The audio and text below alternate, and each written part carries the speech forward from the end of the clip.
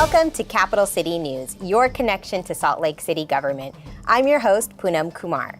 Today we'll be talking to Lynn Pace about how the city interacts with its representatives in the state legislature to make sure the city has a voice. And our History Minute this week highlights the Space Shuttle Columbia and its touchdown in Salt Lake City. But before we see what's been going on in the city, let's start off with our legislative update. The City Council received recommendations about the long-term viability of the city's golf courses from the Council's Golf Task Force, as well as from an outside consultant. A public hearing on golf is scheduled for February 3rd. The Council had a briefing on the mayor's 6-point strategy for addressing the issues facing the Pioneer Park Rio Grande neighborhood. They also discussed a commission to be led by former Mayor Palmer DePaulis that will evaluate the city's homeless services and the current sites where services are being offered. Celebrating Dr. Martin Luther King Jr. Day happened in many forms this year, including a luncheon hosted by the NAACP. Both council members James Rogers and Charlie Luke were in attendance. The mayor and the city's Division of Housing and Neighborhood Development launched a new initiative to address the city's lack of affordable housing options. This bold new initiative will preserve the city's affordable housing stock, create new units, and strengthen relationships with housing partners.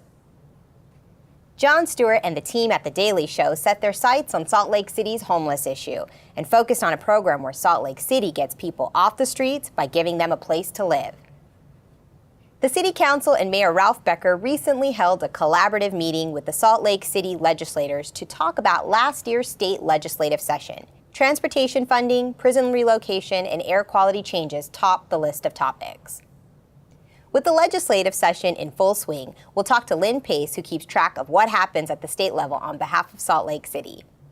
My name is Lynn Pace. I work as a senior advisor in the mayor's office for Salt Lake City, and my primary function is to deal with governmental affairs, governmental relations, most often with the Utah State Legislature. And in that capacity, my job is really to be an ambassador, if you will, between the city and the state. So it's often a challenging role, but it's also very exciting. Well, there are those who would make a lot of the fact that Salt Lake City tends to be a Democratic-leaning entity in a Republican-leaning state. While that is true, I think that oversimplifies the issue. I feel like I have been most successful when I get the state or someone at the state level saying, yes, and someone at the city level saying no, and you bring those two together and you find something in the middle that works. And once both sides understand the other's issues, there's often more middle ground than you initially thought.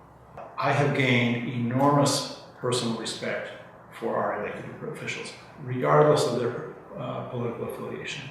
Generally speaking, all of them, they have all taken an oath of office. They are all genuinely trying to do the right thing. And if you get them enough information, they'll reach the right result. The biggest problems we have are when people make decisions that are based either upon incomplete information or inadequate information, and then you have to come back and clean it up after that. As to constituents, if you're not happy with what's going on, speak up. Go reach out, go talk to them.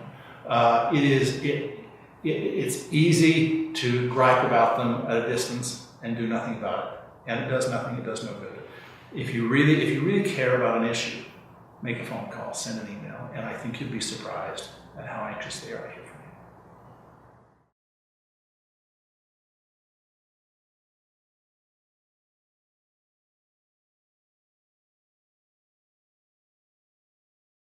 The newly elected City Council Chair, Luke Garrett, is here to give us a look at District 4. Hi, I'm Luke Garrett. I'm the City Councilman representing District 4 in downtown Salt Lake City. District 4 is centrally located in the heart of Salt Lake City. It spans from I-15 on the west to University Street on the east and from 9th South north to South Temple. The downtown business district features high-rise offices which bring a huge influx of workers from around the valley into the city each day. Award-winning restaurants, residential towers, and historic districts make District 4 a great place to walk, ride, and socialize. And the city's civic buildings, including City Hall, the Leonardo, the main library, and the new public safety building, are also centrally located. In addition to 3 commercial shopping centers, District 4 is home to many great neighborhood and local business districts, like the University Business District on 13th East, East Broadway, the Granary, Pierpont, and Pioneer Park. The downtown farmers market at Pioneer Park is a well-beloved Saturday morning tradition that brings out residents and dogs alike for shopping and entertainment. District 4 is also home to some of the city's best summertime festivals, like Living Traditions, Arts Fest, and the Twilight Concert Series. So don't hesitate to get involved in your city. You can join your local community or neighborhood council, go to your neighborhood festival or start one. And also, just get to know your neighbors. Remember, Salt Lake City is your city.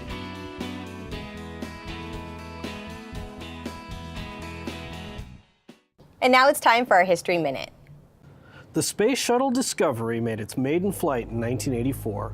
By the time it was retired in 2011, it had made 39 space missions, more than any other spacecraft. Over its career, it launched the Hubble telescope, shot John Glenn back into space, and made history more than a few more times. But it has a history inextricably tied to Salt Lake City. During its second voyage in 1985, it brought into space former Salt Lake City mayor and then senator from Utah, Jake Garn. He spent 7 days aboard the Discovery as it orbited the Earth more than 100 times. 10 years later, the Discovery was in dire need of improvements and was attached to a 747 that carried it across the country. It flew over much of the United States and across the Wasatch Front, giving Utah residents a glimpse of the shuttle before landing at Salt Lake International Airport in the evening of September 27, 1995. Over 60,000 people came to catch a glimpse of this historic event. The 75-ton orbiter is 122 feet in length with a height of 57 feet and a wingspan stretching 78. It can carry up to 7 passengers and a payload of 65,000 pounds. The seats, galley, and all passenger equipment were removed and additional bulkheads and structure supports were added inside the aircraft. They also increased the engine size. This is truly a marvel of science and engineering. From there, Discovery would go into space 18 more times over the course of the next 15 years. Today, the Discovery resides permanently in Virginia at an extension of the Smithsonian's National Air and Space Museum. That's it for this week's Capital City News, your connection to Salt Lake City government. Be sure to tune in next time to keep up to date on what's happening in the city. For SLC TV, I'm Poonam Kumar.